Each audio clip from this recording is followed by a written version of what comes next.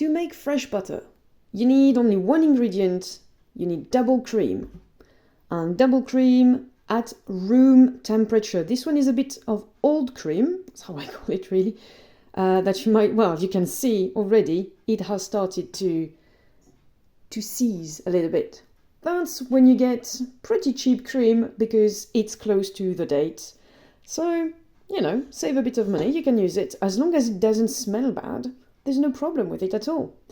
You only need to agitate the double cream. For that, you can use 3 things. Spoons, whisks, your hands.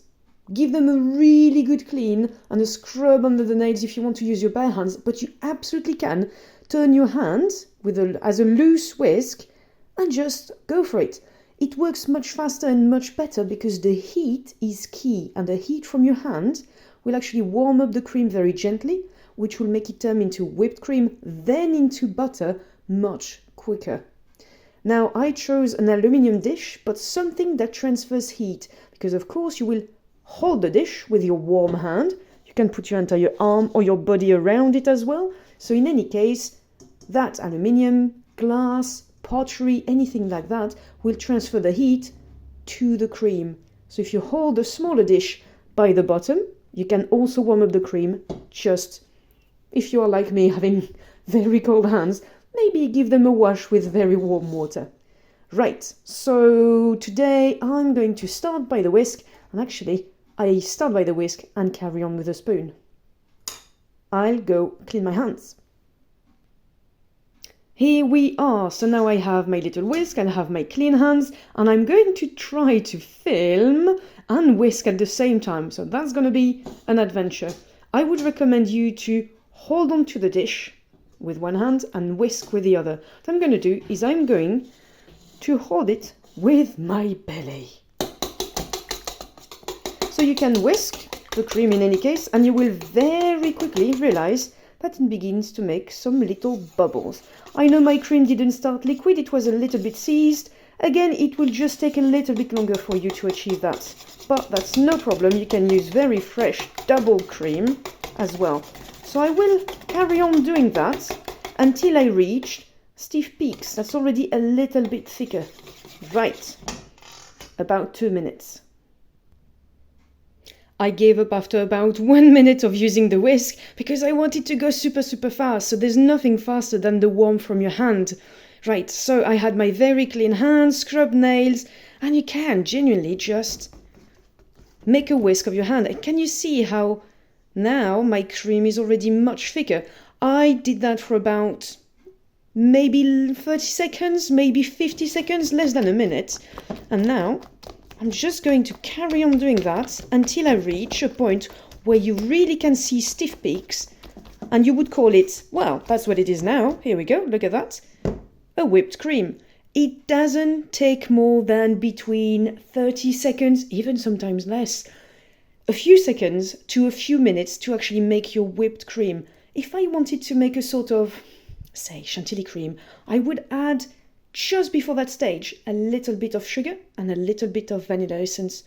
But you can add whatever you like. Rosewater and sugar, for example, make a delicious rosewater whipped cream. Now that's already a nice, stiff double cream, well, whipped cream. Can you see now how some parts of it have started making little grains? It means that's past the whipped cream point. We are on to making butter. We want these little nuggets to appear all over the cream, and very quickly they will begin to come together, begin to be yellower, and very quickly, it will happen within seconds when it starts, you will see some liquid coming out of it. So I'm going to carry on whisking just in case it happens really quickly, otherwise I will let you know how much time it took me. Right, so let's go. It's really not easy with one hand. Right, I'm going to hold my dish. Right, I counted to about 35.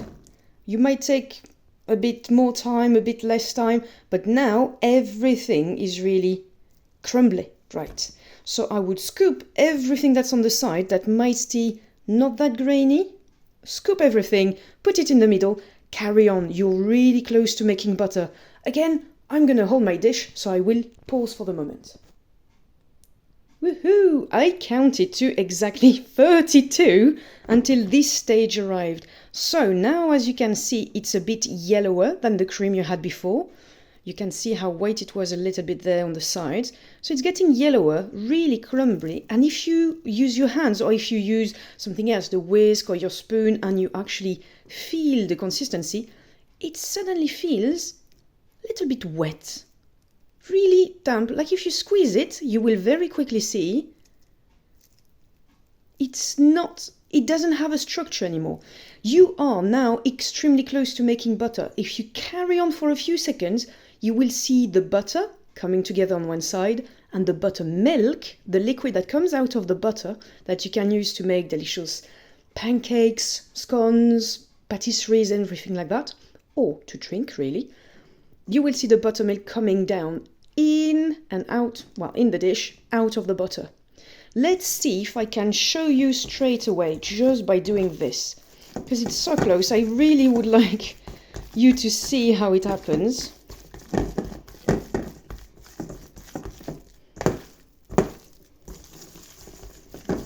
Oh, you can really feel it. It's very odd. I really like it. So again, the ideal, you hold your dish with one hand and you do that with the other.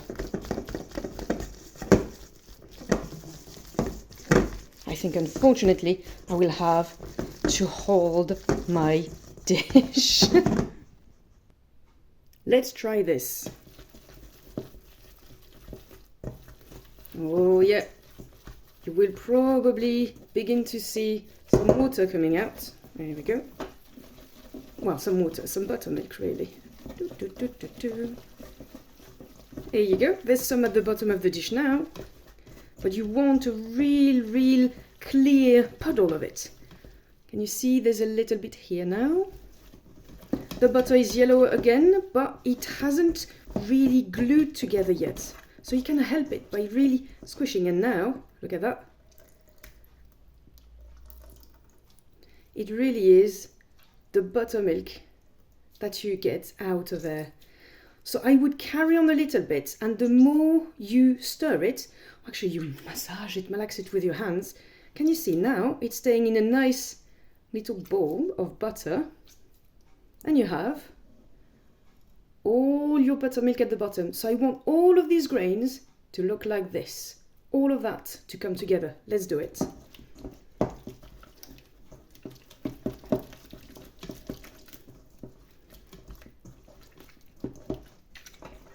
Whoop. There you go. You basically just made butter by hand using your hands.